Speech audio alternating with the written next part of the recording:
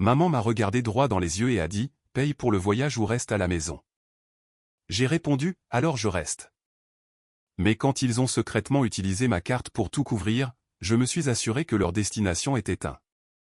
Mon téléphone vibre contre le comptoir métallique du poste des infirmières. La notification d'alerte à la fraude perce le bip constant des moniteurs de l'unité de soins intensifs. 12 heures après le début de mon service, mes yeux me brûlent de fatigue alors que je tapote l'écran. Le chiffre qui apparaît me noue l'estomac. 7250 $. Prélèvement non autorisé. J'ai failli laisser tomber mon stéthoscope, ma main se mettant soudainement à trembler en lisant la suite. 5 billets d'avion pour Santorin achetés aujourd'hui. Je parcours les détails de la transaction, chaque nom apparaissant comme une gifle. Richard et Lillian Val, Spencer et Regan Val, et Megan Taney, la meilleure amie de Regan depuis l'université. Mon nom ne figure nulle part sur la liste. Le dernier détail me frappe comme un coup en pleine poitrine. La transaction a utilisé ma propre carte de crédit. Pas plus tard que la semaine dernière, j'étais assise à la table de salle à manger en merisier étincelant de mes parents, regardant maman plier sa serviette en lin avec des coins au carré parfait. Sa voix avait été désinvolte, presque ennuyée. Les billets coûtent 1450 $ chacun. Si tu ne peux pas te le permettre, il vaut mieux que tu passes ton tour. J'avais hoché la tête, ravalant la boule que j'avais dans la gorge, sans admettre qu'après avoir couvert la réparation de la voiture de Spencer le mois dernier, mes économies étaient minces. Le rejet m'avait piqué. Mais ça, c'était du vol. Cette nuit-là, j'étais retourné au travail, fixant les dossiers des patients tout en retenant mes larmes.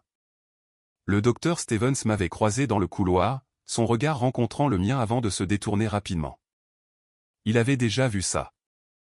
Karen revenant de réunion de famille avec les yeux rougis, se jetant dans son travail comme si elle pouvait effacer la déception à coups d'antiseptiques et de soins attentifs.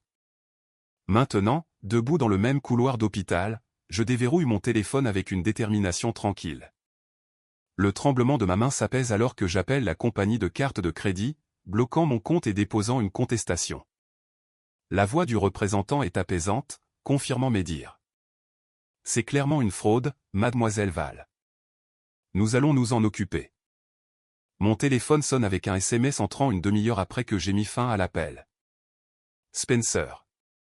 Quelque chose ne va pas avec les billets. Peux-tu arranger ça? Je me redresse, les épaules en arrière, pendant que je tape.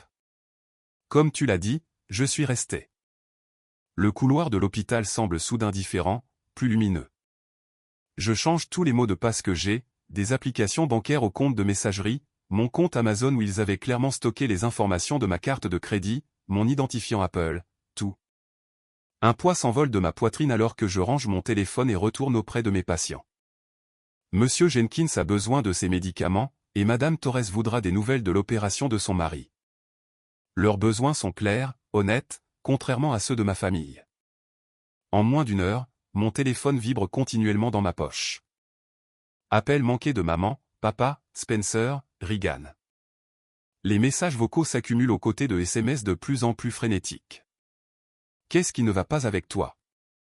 Papa est furieux. Ils vont rater leur vol. Je mets mon téléphone en silencieux, le glissant dans mon casier pendant ma brève pause déjeuner. Mes mains ne tremblent plus. Au lieu de cela, un calme étrange s'installe en moi alors que je réalise ce qui est en jeu. Je serai la fille difficile maintenant, celle qui a ruiné le voyage en famille. L'infirmière ingrate qui ne comprend pas ce que signifie la famille. Pour la première fois, je le vois clairement. Je n'ai jamais été leur fille ou leur sœur. J'ai été leur filet de sécurité financier. La responsable qu'ils appellent lorsque les factures arrivent à échéance ou que des urgences surviennent. Celle qui donne et donne pendant qu'ils prennent et prennent. Debout devant mon casier, je presse ma paume contre le métal froid. Plus maintenant. Je me murmure ces mots comme une promesse. À la fin de mon service, il y a 17 appels manqués, 9 messages vocaux et 32 messages textes. Je les supprime tous sans les écouter ni les lire, le poids de l'obligation disparaissant à chaque pression de mon doigt. Demain, ils essaieront à nouveau. Ils passeront à la vitesse supérieure. Ils manipuleront. Mais ce soir, pour la première fois depuis des années, je rentre chez moi sans leur voix dans ma tête me disant ce que je leur dois. Mon appartement semble vide ce soir. Le silence n'est rompu que par le bourdonnement de mon réfrigérateur et le passage occasionnel d'une voiture à l'extérieur. 3 jours se sont écoulés depuis que j'ai bloqué ma carte de crédit et changé tous mes mots de passe. J'ai filtré les appels, supprimé les messages vocaux et fait des heures supplémentaires pour éviter de penser à la suite. L'appel de ma banque change tout. Mademoiselle Val, nous avons terminé notre enquête préliminaire, dit Marcus, le spécialiste de la fraude avec qui je travaille. Sa voix porte une note d'inquiétude qui me serre l'estomac. Il y a quelque chose que vous devriez savoir sur les débits pour Santorin. Je m'assois lourdement sur mon canapé, une main agrippant mon téléphone, l'autre pressée contre ma poitrine. Qu'avez-vous trouvé? Le compte d'utilisateur autorisé qui a effectué ces achats. Il appartient à Spencer Val. Mes exercices de respiration me lâchent alors que mon cœur s'emballe contre mes côtes. C'est impossible. J'ai retiré Spencer comme utilisateur autorisé il y a 2 ans quand il s'est marié. Selon nos dossiers, le compte a été réactivé il y a 4 mois via notre portail en ligne en utilisant vos identifiants de connexion. La pièce bascule légèrement. Pas un vol impulsif, pas un moment de désespoir. 4 mois de planification, de tromperie délibérée de la part de mon propre frère. Il y a plus. Marcus continue, sa voix douce maintenant. Nous avons trouvé un schéma de petits achats remontant à la réactivation du compte. Magasins d'électronique, restaurants, articles de sport. Je ferme les yeux alors que des souvenirs défilent dans mon esprit comme un diaporama écœurant. Le bail que j'ai co-signé pour le premier appartement de Spencer. Le prêt d'urgence lorsque la voiture de Regan est tombée en panne. Les cadeaux d'anniversaire chers que je ne pouvais pas me permettre mais que j'ai achetés quand même parce que c'est ce que fait la famille. 12 ans de soutien financier aboutissant à un vol. Le total des débits non autorisés, y compris les billets d'avion, s'élève à 9 540 $.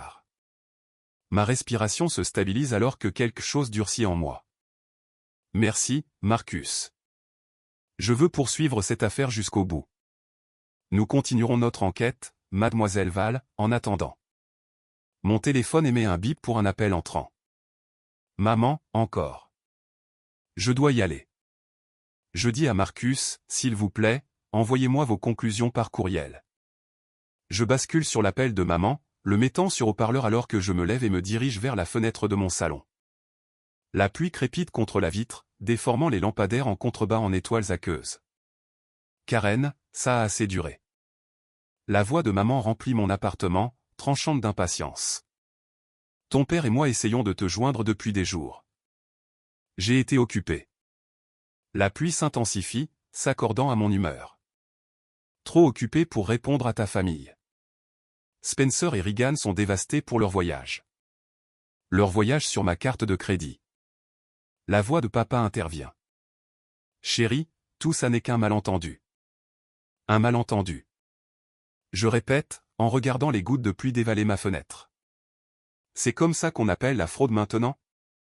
Tu réagis de manière excessive, dit papa, d'un ton dédaigneux. Ces choses arrivent dans les familles. Le vol arrive dans les familles. Bon à savoir. La voix de Spencer se joint au cœur. Serette, je voulais te demander d'abord. Les choses se sont bousculées avec la planification, et j'ai juste. Tu m'as juste volé 9 000 $. Ma voix reste stable, ce qui me surprend moi-même. Ce n'était pas comme ça. La voix larmoyante de Regan perce le bruit. Tu gâches tout pour tout le monde parce que tu es jalouse. Tu fais toujours ça. Tu ramènes tout à toi quand nous essayons d'être heureux. Je presse mon front contre la vitre froide. Depuis combien de temps savais-tu que Spencer utilisait ma carte, maman? Le silence s'étire jusqu'à ce que maman s'éclaircisse la gorge. Eh bien, il a mentionné l'emprunter pour quelques petites choses. Nous avons supposé que tu étais au courant. Vous avez supposé. La pluie brouille le monde extérieur, tout comme ma vision. C'est comme ça que tu rembourses tout ce que nous avons fait pour toi? La voix de maman se durcit. Après tous les sacrifices que nous avons faits. La fête de départ à la retraite de ton père est le mois prochain. Quelle image cela donnera-t-il? Je me détourne de la fenêtre. Comme si le vol avait des conséquences. Ne sois pas dramatique, intervient papa. Tu te souviens qui a co-signé tes prêts pour l'école d'infirmière? Cette famille t'a toujours soutenu. La menace n'est pas subtile. Je m'assois à la table de ma cuisine, calculant exactement ce que coûtera l'indépendance financière. Refinancer mes prêts, peut-être changer de travail si papa passe des coups de fil à ses amis du conseil d'administration de l'hôpital, trouver un nouvel appartement dont ma famille n'a pas les clés. Tu as besoin d'aide, Karen. Dit Spencer, sa voix dégoulinant d'une sollicitude qui n'atteint pas ses mots. Je m'inquiète pour toi. Tout le monde à l'hôpital sait à quel point tu as travaillé dur. S'ils entendaient parler de cette dépression nerveuse. Ne me menace pas, Spencer. Ma voix sort basse et dangereuse, me surprenant même moi. Mon téléphone émet un bip avec une notification de courriel de Marcus. Sujet, confirmation de l'enquête pour fraude. Je dois y aller. Dis-je, coupant court à toute nouvelle manipulation qui s'annonçait. Le service des fraudes de la banque vient de confirmer que ma contestation est valide. Il lance une enquête complète. Je termine l'appel avant qu'il ne puisse répondre, ouvrant plutôt le courriel. Papier à en-tête officielle, numéro de dossier, confirmation que tous les débits seront annulés. Enquête en cours. Alors que je pose mon téléphone ce soir-là, je me demande si je devrais simplement prendre mes distances avec ma famille ou documenter formellement chaque centime qu'ils ont pris. Couper les ponts pourrait apporter une paix immédiate, mais créer un dossier pourrait forcer la responsabilisation. Que feriez-vous lorsque ceux qui devraient vous protéger deviennent ceux dont vous avez besoin de protection? 2 jours plus tard, le bureau de la superviseure semble plus petit que d'habitude alors qu'elle fait glisser un courriel imprimé sur son bureau. Les néons projettent des ombres sous ses yeux, faisant ressembler son inquiétude davantage à de la suspicion. Votre mère a appelé hier. La directrice Palmer tapote le papier avec son ongle manucuré. Elle s'inquiète pour votre santé mentale. Les mots tombent comme une gifle. Je garde un visage neutre, bien que mon pouce accélère. Ma santé mentale va très bien. Elle a mentionné un comportement erratique, des sautes d'humeur. La directrice Palmer m'étudie avec la même évaluation minutieuse qu'elle utilise pour les patients instables. Elle a dit que vous aviez fait trop d'heures supplémentaires. Je travaille exactement les heures pour lesquelles je suis programmé. Ma voix reste stable malgré la chaleur qui me monte au cou. Plus les heures supplémentaires volontaires occasionnelles. Elle a suggéré que vous pourriez être en train de faire une dépression due au surmenage. Bien sûr qu'elle l'a fait. J'imagine maman au téléphone, la voix mielleuse d'inquiétude tout en sapant systématiquement ma crédibilité à l'endroit où je me sens compétente et valorisée. Mes évaluations de performance sont excellentes, dis-je. Mes soins aux patients sont irréprochables. La directrice Palmer hoche lentement la tête. C'est pourquoi j'ai trouvé l'appel préoccupant. Je quitte son bureau avec mon évaluation signée, dépasse les attentes dans toutes les catégories, mais mes mains tremblent de rage alors que je rallume mon téléphone. 3 appels manqués de tante Judith, un de ma cousine Mélissa, un SMS du copain de golf de papa demandant si tout va bien.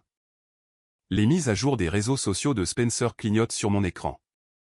Certains liens familiaux ressemblent plus à des chaînes. Les personnes toxiques n'admettent jamais quand elles sont le problème.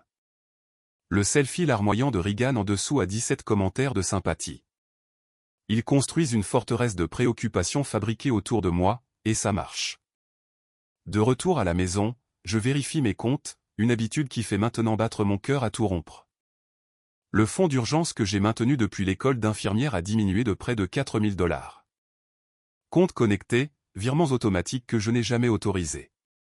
Je m'effondre sur mon lit, les exercices de respiration ne parvenant pas à ralentir mon pouls galopant. Pendant 3 ans, j'ai couvert l'assurance auto de Spencer, juste jusqu'à ce qu'il obtienne cette promotion. À Noël dernier, j'ai payé le ticket modérateur de l'opération du genou de maman quand papa était temporairement à court d'argent. Les frais de dossier pour l'école supérieure de Reagan. Chaque nuit, je reste éveillé à calculer le total, 9 540 $ et ce n'est pas fini. Le chiffre tourne en boucle dans mon esprit à 3 heures du matin, quand le sommeil devrait venir. À 4 heures du matin, je m'endors enfin, pour me réveiller en sursaut 1 heure plus tard, me demandant ce qu'ils ont pris d'autre que je n'ai pas encore découvert.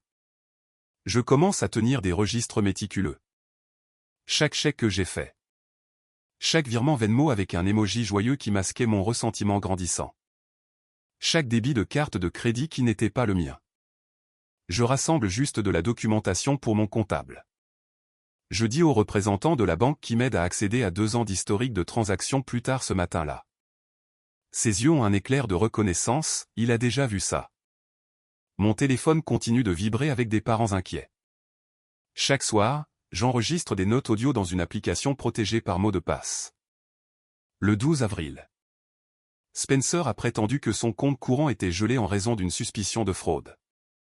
Il a emprunté $600 pour le loyer. Il n'a toujours pas remboursé malgré 3 promotions depuis. Le 29 mai. Maman a suggéré que j'étais obsessionnel avec l'argent quand j'ai mentionné les prêts impayés de Spencer. Le 8 juillet, papa a affirmé qu'il n'avait jamais entendu parler de l'utilisation de ma carte de crédit par Spencer jusqu'à maintenant, bien qu'il ait été à l'aéroport avec lui lorsque les débits ont été refusés. L'enregistrement garde mes pensées en ordre lorsque leur voix menace de noyer ma propre certitude. Mercredi matin de la semaine suivante, j'arrive pour mon service et je trouve une tasse de café sur le comptoir du poste des infirmières avec mon nom écrit dessus. Le docteur Stevens hoche la tête de l'autre côté du couloir, ses cheveux poivre et sel attrapant la lumière. Sous la tasse se trouve une note pliée. Quoi que tu traverses, tu le gères avec grâce. Certains arbres généalogiques ont besoin d'être élagués pour rester en bonne santé. Cette petite gentillesse manque de me briser. Je glisse la note dans ma poche et porte son poids comme une armure tout au long de mon service. Ce soir-là, un coup à la porte de mon appartement me serre l'estomac. À travers le Judas, je vois le visage buriné de papa, les rides familières autour de ses yeux plus profondes que d'habitude. Ta mère m'a envoyé pour te raisonner, dit-il dès que j'ouvre la porte, sans même dire bonjour. Tout ça devient incontrôlable. Je recule, le laissant entrer, mais en gardant mes distances. C'est devenu incontrôlable quand vous avez regardé Spencer me voler et que vous n'avez rien dit. Papa soupire lourdement, posant ses clés sur mon comptoir avec la présomption de quelqu'un qui s'attend à rester un moment. Écoute, je sais que Spencer a fait une erreur. Une erreur est accidentelle. Il a délibérément utilisé ma carte pendant des mois. Il propose de rembourser la moitié. Dit papa comme s'il présentait un règlement généreux. Nous pouvons arranger ça avant l'anniversaire de ta mère le mois prochain. Je ris, le son creux même à mes propres oreilles. La moitié de l'argent qui m'a été volé. C'est la famille, Karen. Moi aussi. Les mots sortent plus fort que je ne l'attendais. Je ne suis pas en colère parce que vous avez besoin d'aide. Je suis en colère parce que vous avez pris sans demander. Le visage de papa change, la surprise remplaçant sa patience étudiée. Nous n'avons pas. Vous l'avez fait. Vous tous, pendant des années. Je réalise en le disant que c'est vrai, il ne s'agit pas d'un seul débit de carte de crédit. Il s'agit d'une vie entière à être la responsable, la fiable, celle qui donne jusqu'à ce qu'il ne reste plus rien. Nous sommes ta famille. Répète papa comme si le mot seul devait tout effacer. La famille demande. La famille respecte les limites. La famille ne vide pas le fonds d'urgence de quelqu'un pour ensuite appeler son patron et remettre en question sa stabilité mentale. Papa part sans la réconciliation qu'il était venu chercher, et je fais glisser le peine dormant derrière lui avec une finalité qui ressemble à de la liberté. Le lendemain matin, mon téléphone sonne avec un message inattendu d'Elise, l'ex-femme de Spencer. J'ai vu les publications de Spencer. Tu devrais savoir qu'il m'a fait la même chose. J'ai des dossiers de tout si tu en as besoin. Le docteur Stevens m'attrape dans le couloir plus tard dans la journée. Nous sommes en sous-effectif le week-end prochain. Heure double pour les services de nuit si ça t'intéresse. Je remarque qu'il ne demande pas pourquoi j'ai besoin d'argent ni n'offre de sympathie, juste un soutien pratique sans condition. Le contraste avec les exigences constantes de ma famille est saisissant. Ce soir-là, j'ouvre une nouvelle feuille de calcul. Ligne par ligne, je documente chaque prêt, chaque cadeau, chaque contribution financière que j'ai faite à ma famille au fil des ans. Le chiffre final, $9 540, me regarde fixement. Un décompte précis d'années de manipulation financière. Pendant que je travaille, un courriel de tante Judith arrive. J'avais besoin de discuter de certaines incohérences dans les comptes de la fiducie familiale. Appelle-moi quand tu pourras. Mon doigt plane sur le bouton de partage de ma feuille de calcul. La discussion de groupe familial à un clic de distance. Pour la première fois depuis des années, je ne ressens pas seulement de la colère, mais du pouvoir. Le pouvoir net et clarifiant de la vérité étayée par des preuves. La facture est prête à être envoyée. Le soleil entre à flot par la fenêtre de ma cuisine alors que je finalise la facture. J'utilise un logiciel de comptabilité de l'atelier d'éducation financière de l'hôpital, conçu pour facturer les compagnies d'assurance, pas les membres de la famille. Chaque entrée apparaît dans un format professionnel et net. Date, description, montant, tous classés avec une précision clinique. Mes doigts planent au-dessus du clavier, stable maintenant, contrairement à la fois où j'ai découvert le vol de cartes de crédit. À compter du 1er juin, je ne contribuerai plus financièrement à la famille. Le remboursement est attendu sous 45 jours ouvrables. J'ai tapé les mots et joint le PDF. 9 540 $, chaque centime comptabilisé, chaque prêt documenté. J'appuie sur envoyer avant de pouvoir douter de moi-même, regardant le courriel s'envoler vers 5 destinataires. Maman, papa, Spencer, Regan et tante Martha, qui gèrent la fiducie familiale. Mon téléphone sonne en quelques minutes. Je l'ignore, me concentrant plutôt sur la transmission des preuves d'Élise à tante Martha dans un courriel séparé.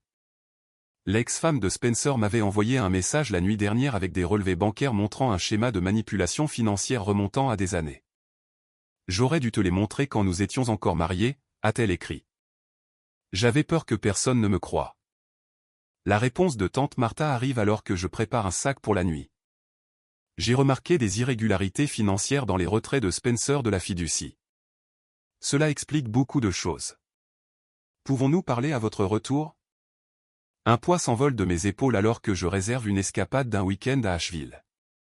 Une petite chambre d'hôte nichée dans les montagnes Blue Ridge, à 3 heures de route, juste assez loin pour être injoignable. J'éteins mon téléphone avant de sortir de mon complexe d'appartements, savourant le silence. Le chaos familial éclate pendant mon absence. Le docteur Stevens me donne les grandes lignes à mon retour au travail le lundi matin, ses sourcils poivre et sel levés au-dessus de ses lunettes de lecture. Votre frère a été occupé, dit-il en faisant glisser un café sur le comptoir du poste des infirmières. Il raconte à tout le monde que vous avez falsifié ses dossiers financiers pour lui donner une mauvaise image. Je prends une gorgée, sans surprise. Laissez-moi deviner, ça s'est retourné contre lui de façon spectaculaire. Cette ex-femme à lui, Élise, elle a posté des preuves supplémentaires dans le groupe de discussion familiale. Relevé bancaire, message texte, tout le tout team. Votre cousine Caroline m'a appelé pour vous chercher. Elle a dit qu'elle s'était toujours demandé d'où venait l'argent de votre frère. Je secoue la tête, me souvenant des messages vocaux frénétiques de maman. 8 d'entre eux attendaient quand j'ai rallumé mon téléphone, chacun plus désespéré que le précédent. Elle avait apparemment lancé une campagne émotionnelle, appelant des parents pour rallier du soutien contre mon traitement cruel de Spencer. Le résultat, 5 membres de la famille m'ont contacté en privé pour exprimer leur soutien. Le SMS de l'oncle David était particulièrement satisfaisant. Il était temps que quelqu'un les dénonce. Ton grand-père serait fier. Ce n'est même pas le meilleur. Le docteur Stevens continue en baissant la voix. La banque a appelé Spencer pour un entretien sur de potentiels schémas de fraude. Je devrais me sentir victorieuse. Au lieu de cela, une douleur creuse se propage sous mes côtes alors que je réalise à quel point le château de cartes financier de ma famille s'effondre. Plus tard dans la soirée, alors que je fais mes bagages pour un autre week-end, cette fois dans un chalet au bord d'un lac avec de la vraie pêche. Je me demande si chercher un remboursement complet est suffisant ou si je dois m'éloigner définitivement de personnes qui me voyaient comme une ressource plutôt que comme une fille et une sœur. Couperiez-vous les ponts complètement ou maintiendriez-vous un contact limité? La semaine suivante amène des alliés inattendus. Élise envoie des relevés bancaires supplémentaires soulignant les dates où Spencer a retiré de l'argent juste avant que je lui prête des montants similaires. Le schéma est indubitable une fois mis à nu. J'ai gardé ces dossiers parce que notre avocat de divorce en avait besoin, explique-t-elle autour d'un café. Je n'aurais jamais pensé qu'il t'aiderait aussi. Tante Martha appelle ensuite. J'ai temporairement gelé l'accès de Spencer à certains comptes en attendant un examen. Dit-elle, sa voix portant l'autorité nette qui m'intimidait toujours quand j'étais enfant. Il ne s'agit pas seulement de toi, Karen. La fiducie a des responsabilités fiduciaires. L'appel le plus surprenant vient des ressources humaines de l'ancien cabinet comptable de papa. Mademoiselle Val, nous examinons certains rapports de dépenses historiques déposés par Emory Val qui montrent des schémas préoccupants. Nous comprenons que vous avez récemment soulevé des questions sur les pratiques financières familiales. Seriez-vous prête à répondre à quelques questions? J'accepte. Ne fournissant que des réponses factuelles, ne défendant ni ne condamnant mon père. La conversation me laisse nauséeuse mais résolue. Le château de cartes financier de la famille continue de s'effondrer tout au long de la semaine. Chaque nouvelle révélation devrait apporter de la satisfaction, mais je ne ressens qu'une douleur sourde et persistante quand je pense à ce que nous sommes devenus. Je prends des services supplémentaires à l'hôpital, trouvant du réconfort dans les problèmes simples des soins aux patients. La campagne de Reagan sur les réseaux sociaux commence jeudi. D'abord viennent des publications vagues sur le traitement injuste et la trahison familiale. Le samedi, elle partage des vidéos en larmes décrivant leurs difficultés financières soudaines et comment ils pourraient devoir annuler leur voyage d'anniversaire à Maui. Papa perd ses privilèges de consultant dans son ancien cabinet après la conclusion de leur enquête. Il n'appelle pas pour me le dire, je l'apprends par l'oncle David, qui semble plus déçu que surpris. Le développement le plus inattendu arrive dans une série de messages textes de membres de la famille élargie. Cousine Caroline, je ne savais pas ce qui se passait. Je suis tellement désolé de ne pas l'avoir vu. Oncle Robert, ta grand-mère serait horrifiée de la façon dont ils t'ont traité. Tante Suzanne, nous aurions dû intervenir il y a des années. Le message de maman arrive en dernier, étonnamment bref après des semaines de tirades émotionnelles. Nous devons résoudre ça une fois pour toutes. Dîner de famille, dimanche à 17 h, ton père et moi cuisinerons. Je fixe l'écran, sentant l'affrontement final approcher. Pour la première fois depuis des années, je ne ressens aucune obligation de dire oui. Le dimanche, j'arrive chez mes parents avec 15 minutes d'avance, me garant de l'autre côté de la rue plutôt que dans l'allée. Le soleil d'avril réchauffe mon visage à travers le pare-brise alors que je relis mes notes une dernière fois. Chaque chiffre, chaque date, chaque transaction méticuleusement documentée. Je me suis préparé pour cette réunion comme je le ferais pour le transfert de patient le plus critique. Mon téléphone vibre avec un SMS de maman. Nous sommes prêts quand tu le seras. Prêts, comme s'il s'agissait d'un dîner de famille décontracté au lieu de ce que c'est vraiment, leur dernière tentative pour maintenir le contrôle. Quand j'entre par la porte d'entrée, la normalité forcée me frappe en premier. Les lunettes de lecture de papa posées sur la table basse à côté de son fauteuil en cuir usé. Les tulipes fraîchement coupées de maman disposées dans le vase en cristal que je lui ai offert il y a 3 Noëls. L'odeur familière de la cire pour meubles au citron. Spencer et Reagan sont assis raidement sur le canapé, le rafalement habituel remplacé par une posture parfaite. Les cheveux de Spencer sont soigneusement peignés. Le maquillage de Reagan est sobre. Cette présentation calculée ne m'échappe pas. Karen, dit maman, son sourire crispé alors qu'elle désigne le fauteuil leur faisant face à tous. Merci d'être venu. Nous étions si inquiets. Je prends le siège, posant mon sac à bandoulière à côté de moi. J'apprécie l'inquiétude. Papa s'éclaircit la gorge, ses doigts tapant un rythme nerveux contre son genou. Nous pensons qu'il y a eu un malentendu sur la situation de la carte de crédit. Un malentendu? Je répète le mot, creux. Nous aimerions proposer un compromis, dit Spencer en se penchant en avant avec un sérieux inhabituel. Nous pouvons organiser un remboursement partiel des billets d'avion si tu abandonnes toute cette enquête. Maman hoche la tête avec empressement. C'est ce qu'il y a de mieux pour avancer ensemble en tant que famille. En tant que famille. Fait écho papa, son regard fuyant le mien. Je laisse le silence s'étirer entre nous jusqu'à ce que maman bouge inconfortablement sur son siège. Tu sais, dit-elle finalement, la voix baissée en un murmure inquiet. Le docteur Rix a mentionné que tu as été sous un stress énorme à l'hôpital dernièrement. Parfois, le stress peut nous rendre vindicatifs à propos de petits malentendus. La chaleur familière monte dans ma poitrine, mais cette fois je l'accueille. Cette colère est devenue ma boussole. J'ai apporté quelque chose à partager avec vous, dis-je en plongeant la main dans mon sac.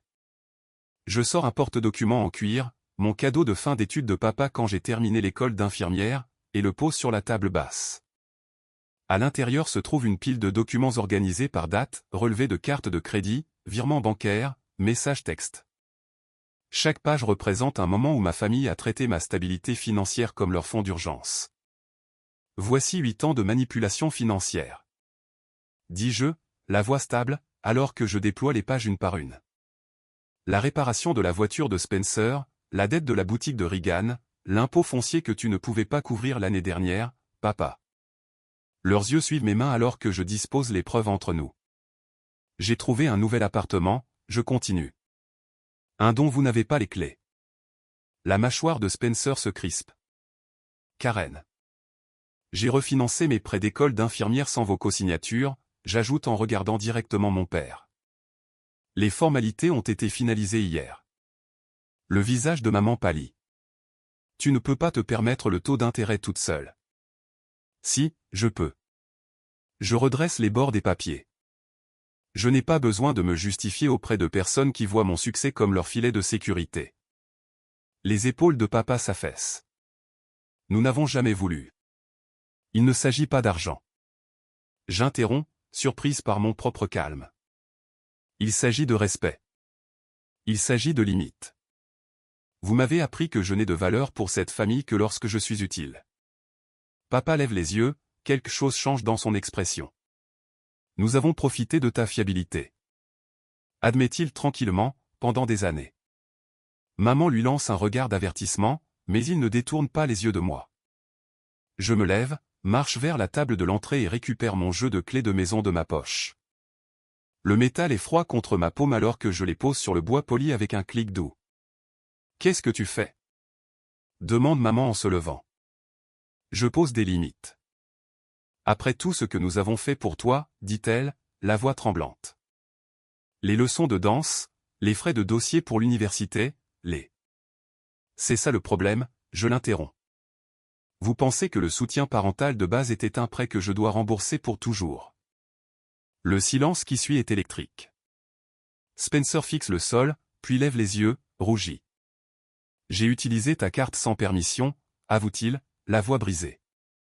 Pas seulement pour les billets, pendant des mois. Je connaissais ton mot de passe Amazon. J'ai configuré le remplissage automatique pour les informations de ta carte. Le sang-froid de Regan finit par céder. Je le savais, murmure-t-elle. Nous le savions tous les deux.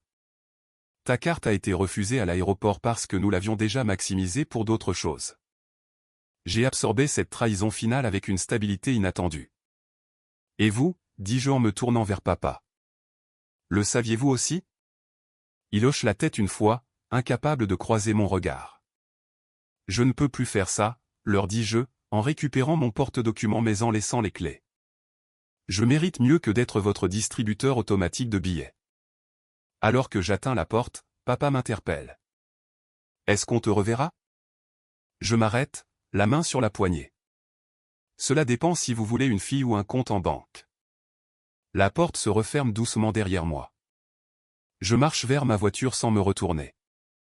Le poids de leurs attentes finalement levé de mes épaules. 3 semaines plus tard, des rumeurs me parviennent par les commérages de l'hôpital. Spencer fait face à des accusations potentielles de fraude de la part de sa propre banque. Apparemment, ma carte de crédit n'était pas la seule qu'il utilisait. Maman et papa se sont tus. Leurs appels hebdomadaires habituels sont remarquablement absents. Papa se présente à mon nouvel appartement un mardi soir pluvieux. Ses yeux sont injectés de sang alors qu'il se tient sur mon seuil, refusant d'entrer. J'ai permis tout ça. Dit-il simplement. J'aurais dû te protéger, pas t'utiliser. Je suis désolé, Karen. J'accepte ces paroles d'un signe de tête, mais ne fais aucune promesse. Le mois suivant, une enveloppe certifiée arrive à mon appartement. À l'intérieur se trouve un chèque d'exactement 9 540 $, le montant précis de ma facture. Aucune note ne l'accompagne. Aucune n'est nécessaire. Alors que je pose le chèque sur le comptoir de ma cuisine, je réalise avec une clarté surprenante que la liberté ne consiste pas à pardonner. Parfois, elle consiste à être enfin vue. 3 mois plus tard, la lumière filtre à travers les fenêtres découvertes de mon nouvel appartement, projetant des motifs chaleureux sur des murs fraîchement peints. Fini le beige maussade qui m'avait entouré pendant des années. Maintenant, un turquoise vibrant et un jaune ensoleillé éclairent chaque coin. J'accroche un paysage à l'aquarelle, que j'ai peint moi-même le week-end dernier, à côté de la fenêtre où la lumière du matin le frappe parfaitement. Mon téléphone sonne depuis le comptoir de la cuisine pour la première fois depuis des mois. Mes épaules ne se tendent pas au son. Plus de crainte en vérifiant les notifications. Plus d'anxiété concernant les débits inattendus ou les exigences familiales. Comment ça avance, le nouvel appart? M'envoie le docteur Stevens par SMS avec une photo de plante d'intérieur de la boutique de cadeaux de l'hôpital. Je lui envoie une photo rapide de ma collection grandissante qui prospère déjà sur mon balcon orienté à l'est. Au-delà des plantes, la ligne d'horizon de Denver scintille au loin. Après mon service ce soir, j'anime un atelier d'éducation financière pour les nouvelles infirmières. Protéger sa santé financière tout en prenant soin des autres semble être le sujet parfait après tout ce que j'ai appris. Déjà, 3 jeunes infirmières ont pris des consultations privées sur les limites financières familiales. Mon chevalet se dresse dans le coin, ne prenant plus la poussière dans un débarras. La nuit dernière, je suis resté debout jusqu'à 2 heures du matin. Travaillant sur un paysage des montagnes du Colorado où je ferai de la randonnée ce week-end. La liberté de me perdre à nouveau dans la peinture semble presque décadente après des années de manque de temps. Mon téléphone sonne à nouveau. Cette fois, c'est un SMS de groupe familial. Une autre réunion de famille veille le week-end prochain. Maman m'a incluse dans la liste des invités. Sa première tentative de contact depuis l'arrivée du chèque. Je tape une réponse simple. Merci de penser à moi. J'ai d'autres projets ce week-end-là. Pas d'excuses, pas de justifications élaborées, juste une limite claire et calme. À la place, je retrouverai Jonah pour dîner dans ce nouveau restaurant avec vue sur la rivière. Notre 3e rendez-vous, la présence calme et la communication directe de l'anesthésiste ont été rafraîchissantes après des années à naviguer dans les champs de mines émotionnelles de ma famille. La semaine dernière, autour d'un café, il m'a posé des questions sur ma famille. La question n'a pas déclenché mon anxiété habituelle. Nous prenons un peu de distance en ce moment, lui ai-je dit, surprise de la facilité avec laquelle les mots sont sortis. Ils ont franchi certaines limites que je devais établir. Il a hoché la tête, compréhensif, sans exiger de détails. Les relations familiales peuvent être compliquées. Ça ne veut pas dire que ce sont de mauvaises personnes ou que tu ne les aimes pas. Exactement. Ai-je répondu, reconnaissante de sa perception. J'apprends juste que l'amour ne doit pas me coûter ma tranquillité. Ce soir, Élise, le docteur Stevens et ma tante viennent célébrer ce qu'Élise appelle en plaisantant mon jour de l'indépendance financière. Un petit rassemblement de personnes qui m'ont soutenu quand j'en avais le plus besoin, n'attendant rien en retour. Ma tante a appelé hier pour confirmer qu'elle apportait le dessert. J'ai quelque chose pour toi, a-t-elle mentionné. Juste un petit cadeau pour marquer l'occasion. Quand ils arrivent, son paquet est posé sur ma nouvelle table basse, une citation calligraphiée encadrée. Vous n'êtes pas responsable du confort des autres au détriment de votre paix. Les mots scintillent sur un fond d'aquarelle dans mes bleus et verts préférés. Nous trinquons avec du cidre pétillant dans mes nouveaux verres, aux limites qui protègent la paix. Propose le docteur Stevens. Et aux gens qui les respectent. Le lendemain matin. Je me rends au bureau de la fondation de l'hôpital Denver Memorial. La femme derrière le bureau a l'air surprise quand je lui tends un chèque d'exactement $9 540. J'aimerais que cela serve à créer une bourse pour les étudiants en soins infirmiers qui soutiennent des membres de leur famille, j'explique. Parfois, les soignants ont aussi besoin de soins. En retournant à ma voiture, je me sens plus légère que je ne l'ai été depuis des années. Sur mon tableau de bord se trouve ma confirmation pour le programme de certification cardiaque avancée auquel j'ai postulé, ainsi qu'une brochure pour le week-end à Telluride que Jonah a suggéré pour le mois prochain. De retour à la maison, je m'arrête devant la boîte à souvenirs accrochée dans mon salon. Le chèque encaissé de ma famille montait à côté de mes anciennes clés de maison. Pas un trophée de victoire, mais un rappel de ma croissance.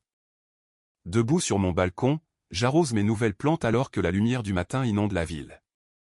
En regardant le lever du soleil depuis mon propre espace, je me demande si le pardon est toujours nécessaire pour la guérison, ou si parfois la meilleure conclusion est simplement d'avancer sans regarder en arrière. Que choisiriez-vous ?